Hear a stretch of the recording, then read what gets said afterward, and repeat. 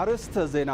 ምክትል ቀዳማይ ሚኒስትር ተመስገን ጥሩነህ ረብዓይ ኤክስፖ ማዕድን ቴክኖሎጂን አበ ማእከል ኢንተርናሽናል ኮንቬንሽን አዲስ አጀሚሮም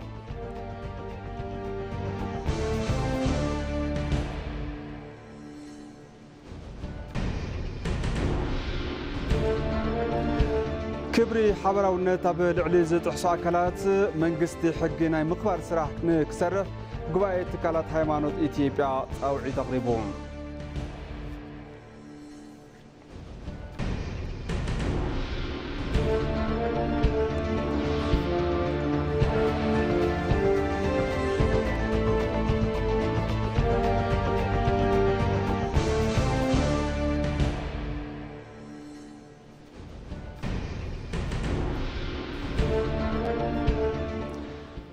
سلام طعنا هبل زخوركم تملكتي كما يتمسيو لك ساعة حدا خوينو كم تلمود ما عاد زينا حيزنا متنا لنا زيناتات ندمرحكم ساهم تصنح دمام أنا أبراهام فسام فلما بحصر زيناتات كنجمر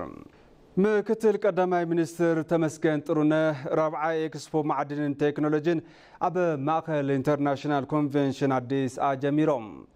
ቶም ምክትል ቀዳማይ ሚኒስትር አብጥዋን ኤክስፖ ሓለፍቲ ስራሕ መንግስቲ ምስ አልማዕቲ ተዓውዲ ከምኡውን ተመራመርትን ነጋዶን ምትእስሳር ንኽፈጥሩ ዘኽእል እዩ ኢሎም ኣለዎም መንግስቲ ንዓውዲ ማዕድን ልዑል ትኹረት ብምሃብ እናሰርሐ ከም ዝርከብ ብምሕባር ካብ መንጎ ሓሙሽቶም ዓውድታት ቁጠባ ሓደ ማዕድን ከም ዝኾነ ድማ አብሪሆም ኣለዎም ንኣብነት ድማ ኢትዮጵያ በቀረባ እዋን ብ10 ቢልዮን ዶላር ጀመረቶ ፋብሪካ ተፈጥሮ ጋዝ ህንፀት ፋብሪካታት መጻረይ ነዳድን ከምኡውን ዘመናዊ ድቑዕን ጸሪሖም ኣለዎም እቲ ኤክስፖ ካብ 4 ክሳብ 7 ሕዳር 2017 ዓ.ም ዝጸንሕ እንትኸውን በዚ ድማ ኣፍረይቲ ተዓውድን ኣቕረብትን ተራኺቦም ፍርያቶምን ኣገልግሎቶም ከፋልጡ ተባሂሉሎም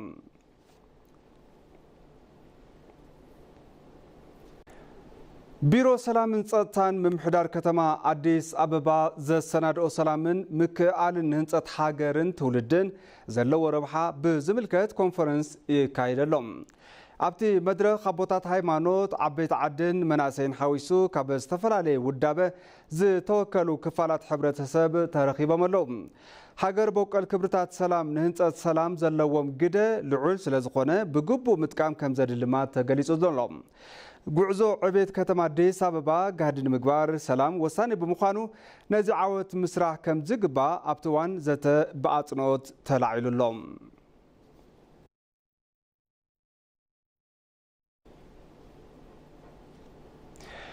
ዓስራይ ዓመታዊ ጉባኤ ሕብረት አፍሪካን ውድ ሕብራት መንግስታትን ኣብ ኢትዮጵያ ክካየድ ምዃኑ ተሓቢሩሎም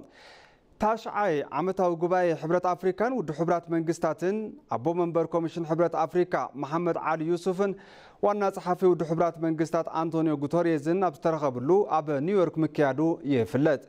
ኣብቲ እዋን ድማ ሕብረት አፍሪካን ውድ ሕብራት መንግስታትን ንሰላም ዓለም ለኸም ድሕነትን ዘላቕ ልምዓትን ምሕዝነቶም ኣጠናኺሮም ንክቕጽሉ ቆራጻት ከም ዝኾኑ ኣረጋጊጾም እዮም ቶም ትካላት ኣብ ሱዳን ኣብ ደቡብ ሱዳን ሶማሊያ ሊብያ ዞባ ሳሕልን ካልኦት ከባብታትን ዘለው አፍሪካ ዝመርሖም ከይድታት ሰላምን ንምድጋፍ ቆራጻት ከም ዝኾኑ ገሊጾም እዮም ኣብ ኣጀንዳ ዲጂታል ትራንስፎርሜሽን ስራሕቲ ክሌማዊ ለውጢ መካተቲ ልምዓትን ኣብ ውፅኢታት ካልኣይ ጉባኤ ክሌማዊ ለውጢ ብሓባር ምስራሕ ከም ዝግባእ እውን ጸሪሖም ኣለዉ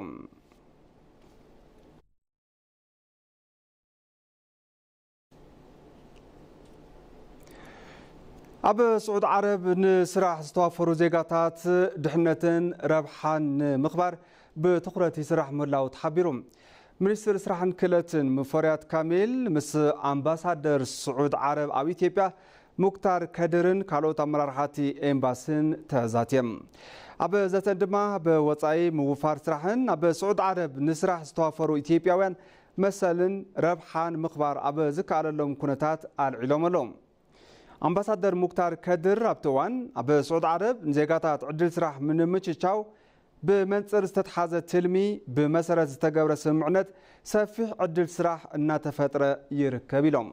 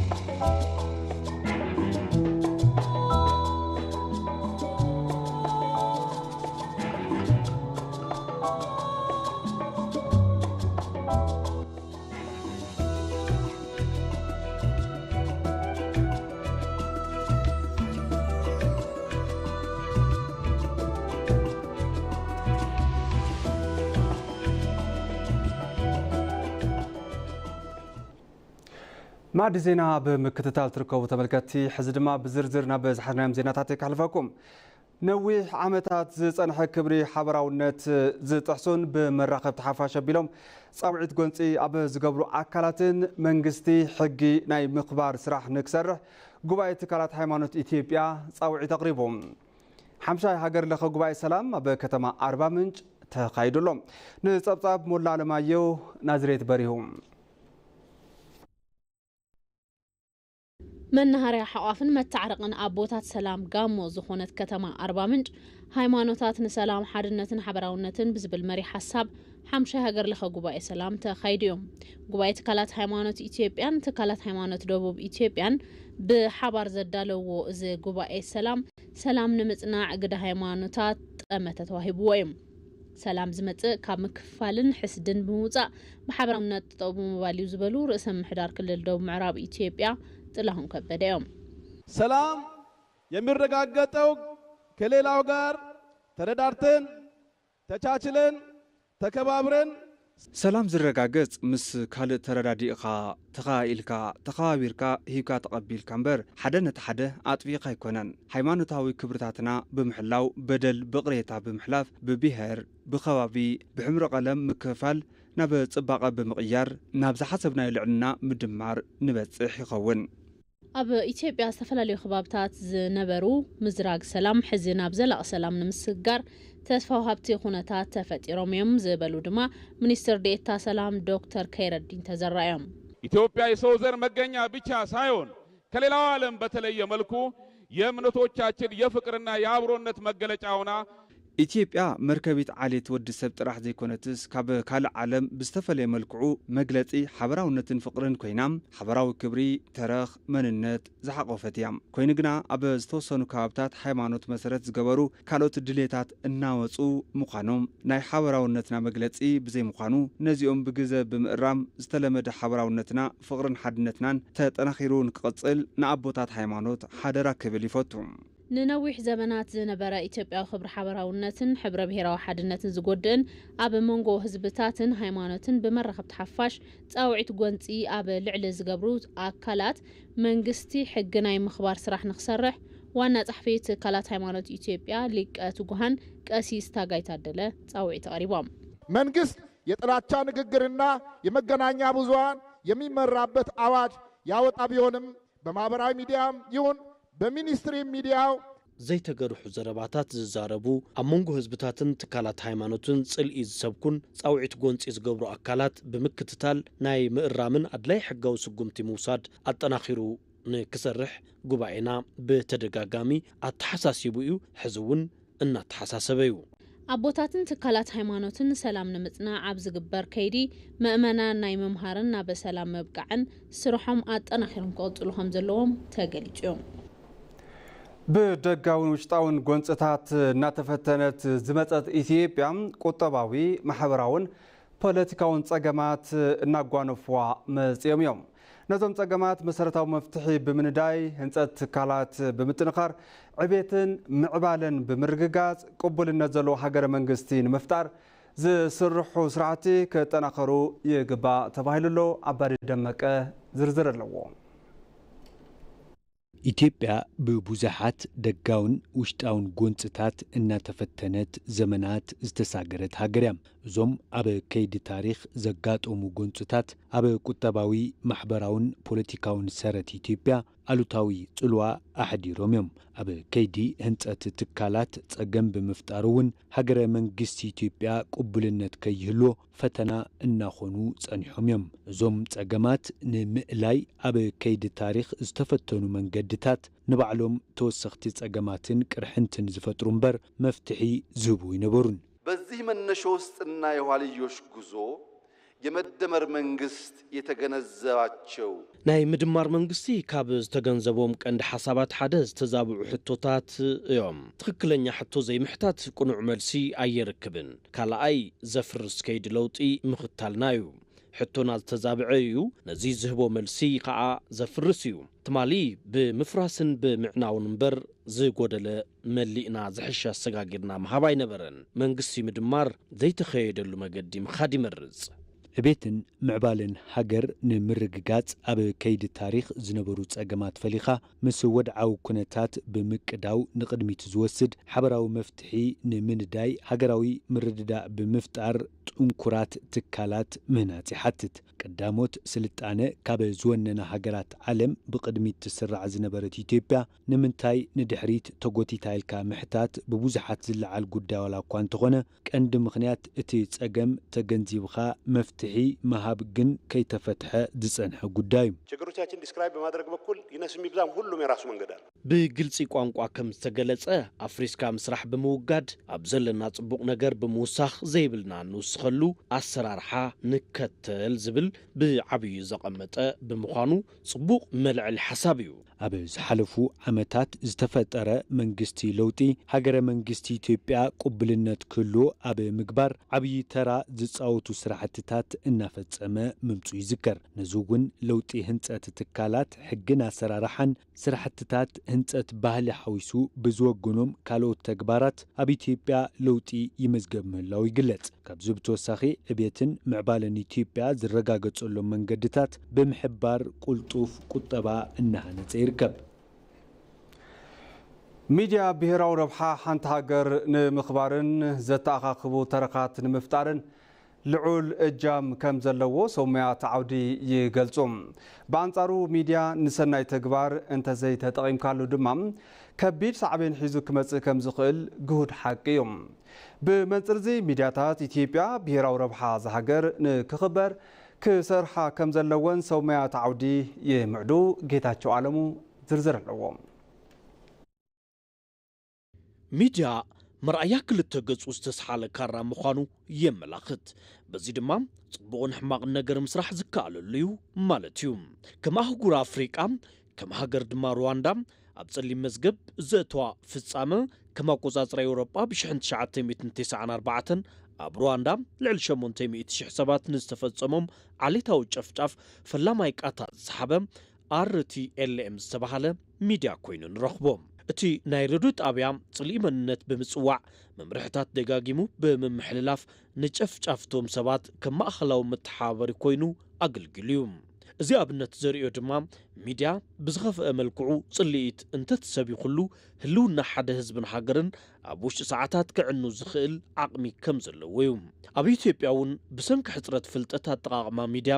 ኣዕነውቲ ተረኻት ብቐሊሉ ንክስፋሕፍሑ ዕድል ፈቒዶሎም ብምዃን ድማ ሓቅነቶም ዝወዝዑ ሓበሬታታት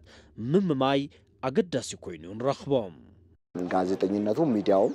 ጋዜጠኝነት ይኹን ሚድያ ክብ ንክብል ንብሄራዊ ረብሓ ሃገር ንክሰርሕ ንብሄራዊ ረብሓ ሃገር ንክሰርሕ እንትንብል ምስ ፕሮፌሽናል ተኣሳሲሩ ማለት እዩ እቲ ሞያ ተለዋዋጢ እዩ ባህሪኡ ለዋወጥ እዩ ኣብዚ ተለዋዋጢ ዝኾነ ምህዳር ጋዜጠኝነት ባዕሉ እናማዕበለ ባዕሉ እናመሓየሸ ዝሰርሕ ጋዜጠኛ ምፍጣር ኣገዳሲ እዩ ኢትዮጵያ ብዝተፈላለዩ ታሪኻዊ ምዕራፋት ለውጢ እንትትሓልፍ ሓቃዊ መልክዕ ዝሃገር ናይ ምቕራጽን ምህናጽን ሓላፍነት ቅድሚት ዝወሃብ ንትካላት ሚድያ እዩ ሚድያ ሓበራዊ ተረኻት ኣብ ምህናጽ ሓበሬታ ካብ ምምሕልላፍ ብተወሳኺ ኣብ መለኻኽታ ህዝቢ ኣብ ምቕራጽ ብሓሳብ ዝተፈላለዩ ኣካላት ኣብ ምትዕራቕ ኣገዳሲ እጃም ይጻወት ሕውነትን ሓበራዊ ሓድነትን ንምፍራስ ንዝደልዩ ሓይልታት እውን ዝምከተሉ መገዲ እዩ ሚድያ የሀገራችን ሚዲያዎች ከዚህ ከዶሜስቲክ ወይም ከሀገራዊ ኮንሰምፕሽን ባሻገር ሚድያታት ሃገርና ካብ ሃገራዊ ጠለብ ብተወሳኺ ኣብዚ ዞባ ዝግበሩ እዋናዊ ጉዳያት እውን ብዕምቆት ብብስለትን ብጥንቃቐን ምርዳእን ሓበሬታታት ድማ ንማሕበረሰብ ምብጻሕ ይግብአን ዝብል እምነት ኣለኒ ኣብዚ ዙርያ ድማ ሚድያታት ከም ሃገር ረብሓ ሃገር ወይ ድማ ብሄራዊ ረብሓ ኢልና እናሓስቦም ነገራት ጽቡቕ ጌርና ምጉላህ ንክፍለጡ ምግባር ኣብ ሃገራዊ ጉዳያት ሚድያም ረብሓ ሃገር ምኽባር ዝከኣለሉ ኣገባብ ኩነታት ክኸይድ ኣለዎ ኢለ ኣምን ወታው ጎኒ ሚድያን ትግለጽ ድማ ስነ ስርዓት ዕርቂ ደቡብ አፍሪቃ ዝምርሕሉ መገዲ ዝዝከር እዩ ደቡብ አፍሪቃ ድሕሪ ውድቀት ኣድሎ ዓሌት ኣፓርታዊ ስርዓት ኮሚሽን ዕርቅን ሓቅን ዝተፈጸሙ ገበናት ብግልጽ ንህዝቢ ዘቕረበሉ ከይዲ ሚድያታት ብሰፊሑ ኣመሓላሊፈን እየን ጽልኢት ኣሰራርሓ ኣብ ክንዲ ምሕባእ ብግልጺ ብምዝርራብ ሓዱሽ ሓበራዊ ተረኽ ምትሕስሳብ ፍትሕን ምክኣልን ኣብ ደቡብ አፍሪቃ ምፍጣር ክኢሉ እዩ ተሃገር ካብ ዝኸፍአ ምምቕቓል ወፂኣ ናብ ዘላቒ ሰላም ንክትሰጋገር እውን ቁልፊ ተራ ተጻዊት እዩ ኣብ ኢትዮጵያ እውን ንሃገር ዘቐደመ ሚድያ ካብዚ ብምብጋስ ዘድልያ ይኸውን ሚድያታትን ዜጋታትን ኢትዮጵያ ንኣጀንዳ ጥፍኣት እዝኒ ብዘይምሃብ ኣብ መሬት ዘሎ ሓቂ ኣለሊኻ ብምርኣይ ዘቀራርቡን ናይ ሓባር ዝኾኑን ዕላማታት ብምቕዳም ሃገራዊ ምህናጽ ክተግሁ ከም ዘለዎም ይግለጽ ሚድያ ህይወት ደቂ ሰባት ንምምሕያሽ ተጣየሸ ብምዃኑ ሃገር ናይ ምህናጽ ሓላፍነቱ ክዋጻእ ይግባእ ዝብል ብዙሓት ዘስማዕምዑሉ ሓሳብ እዩ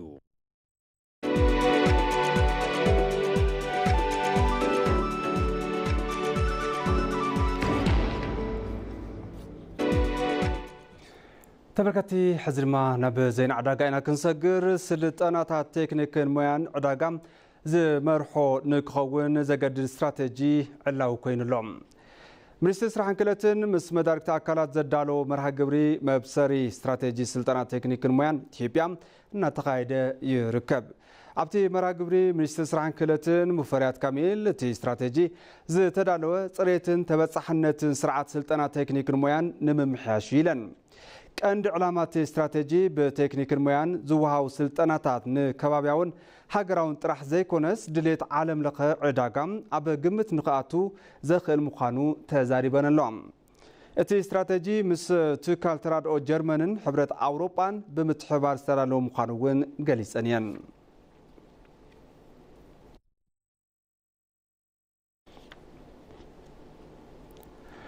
ኣብ ዘመነ ምህርቲ 2017-18 ብሰሊጥ ካብ ዝለምዐ ልዕሊ 1 ሚልዮን ሄክታር መሬት እቲ ልዕሊ ፍርቂ ዝኸውን ፍርያት ምእካቡ ሚኒስትር ሕርሻ ገሊጹሎም እቲ ቤት ዕዮ ከም ዝሓበሮ ክሳብ ሕዚ ኣብ ልዕሊ 609,000 ሄክታር መሬት ዝነበረ ፍርያት ሰሊጥ ከም ዝተኣከበ ገሊጹ ዘሎ ከም ሓበሬታት ሚኒስትር ቤት ዕዮ ብሓፈሻ ብሰሊጥ ካብ ዝተሸፈነ 1,022,473 ሄክታር መሬት 8,925,546 ኩንታል ፍርያት ሰሊጥ ክርከብ እዩ ዝብል ግምት ከም ዘሎ ገሊጹሎም ኣብ እዋን ምእካብ ፍርያት ብኽነት ከየጋጥም ንሓረስቶት ሓገዝ ሞያ እናተገብረ ምዃኑ ድማ ተገሊጹ ተመልከቲ ኣብ መወዳእታ ቀንዲ ዜናታት ዝዕለት ከዘኻኽረኩም ምክትል ቀዳማይ ሚኒስትር ተመስገን ጥሩነህ ራብዓይ ኤክስፖ ማዕድንን ቴክኖሎጂን ኣብ ማእኸል ኢንተርናሽናል ኮንቬንሽን ኣዲስ ኣጀሚሮም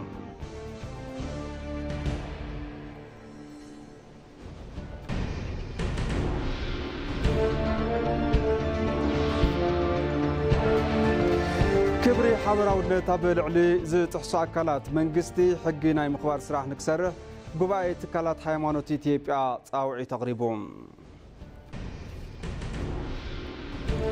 እምበርከስ ተመልከቲ ማዕድ ዜና በዚ ዛዘም ስለምክታልኩም ኣዝና ነመስግን ሰላም